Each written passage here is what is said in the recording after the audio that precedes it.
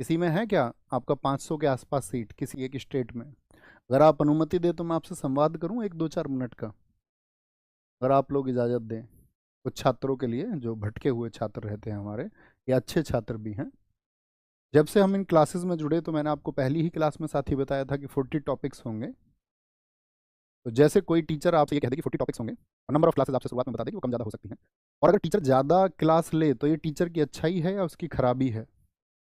हाँ, ये ज़रूर है कि टीचर 40 टॉपिक बता के और उनको लगभग आइडिया आपको दे दे कि 45 क्लास का, और फिर उनको 10-15 क्लास में ख़त्म कर दे, तब तो टीचर की खराबी समझ में आती है। या टीचर ने जो प्रॉमिस किया वो पूरा नहीं किया। लेकिन अगर टीचर आपको बहुत धैर्य और संयम के साथ में, लगभग हमारी 5-7 क्लास बढ़ भी जाएंगी, तो 5-7 क्लास का मतलब होगा कि हमारे 5-7-8-10 घंटे बढ़ जाएंगे, 12 घंटे बढ़ जाएंगे। आप जरा सोच के देखिए, आप अपने जीवन के जो 12 घंटे आपने कहाँ वेस्ट कर दिए होंगे।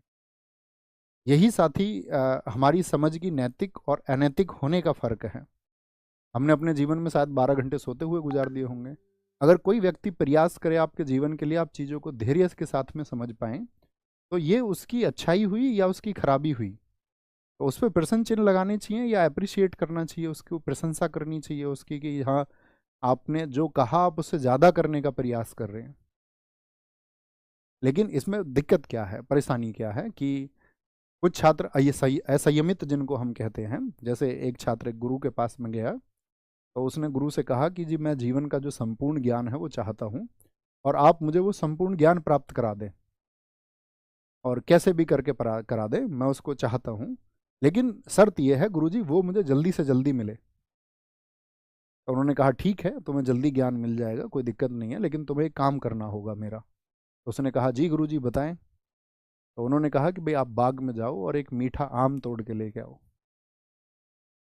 वो गया, अब उसने मीठा आम तोड़ लिया। अब कौन सा मीठा आम तोड़ा होगा? जो उसकी समझ में सबसे मीठा होगा।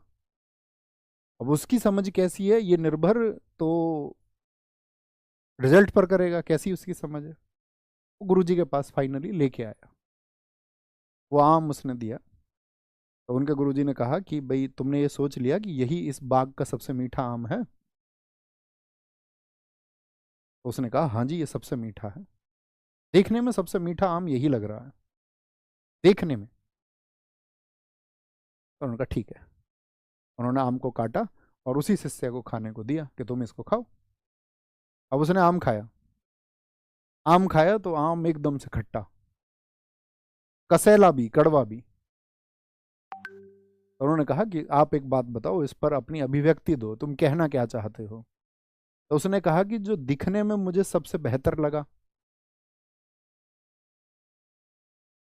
उसकी वजह से मुझसे भूल हुई। जैसे वो क्लासेस आपको दिखती हैं अक्सर यूट्यूब पे कि 2 घंटे में पॉलिटी खत्म, तो वो दिखने वाला वही मीठा आम है जो दरअसल में मीठा नहीं है, वो कड़वा है दरअसल में। उसकी हकीकत यही है। चलिए, तो गुरु ने उसके ना उसे कुछ सार समझाया। उन्होंने कहा नहीं, बात ये नहीं है, ये तुम्हारी समझ और नज़र का फेर नहीं है, ये सिर्फ फेर इस बात का है कि अगर तुम संयम रख लेते तो एक ना एक दिन तो सारे फल पक ही जाते। नदी समुंदर तक पहुंचने का इंतजार करती है, एक यात्रा होती है, तब जाके वो विलीन होती है। एक छात्र के सफल होने का मतलब होता है उसका विलीन हो जाना, यानी कि अंतिम मंजिल को पा लेना। उसमें दोस्त संयम लगता है, धैर्य लगता है। यही प्रार्थना आपसे करता रहूँगा हमेशा, क्योंकि ऐसा नहीं है, अगर आप ऑफलाइन क्लास होती तो मैं तुम्हें डंडे से भी समझाता। ऑनलाइन में यही है कि प्रार्थना से ही समझाया जा सकता है। बात समझ पा रहे हैं? तो संयम सबसे बड़ी चीज़ है, अगर वो आपके अंदर नहीं है तो क्यों 1% ही सफल होते हैं गवर्नमेंट जॉब की तैयारी करने वाले? क्यों? कि संयम ही 1% में होता है, बाकी असंयमित होते हैं। अच्छे भी होते हैं, पढ़ाई में बहुत अच्छे होते हैं, लेकिन असंयमित होते हैं तो नहीं कर पाते। औसत छात्र अगर संयमित हो जाए तो सफल हो जाएगा अपने जीवन, कोई दौरा ही नहीं है इस बात में। ठीक है। तो विधानसभा सीट